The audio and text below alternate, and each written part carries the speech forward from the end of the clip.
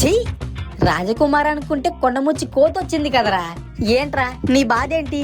మంచి కళ చెడగొట్టావు కదరా పనికి మాలనోడా. ఏంటి కళ? ఆ కలనే. రాజకుమారి వచ్చి ముద్దిచ్చేలోపు చెడగొట్టావు.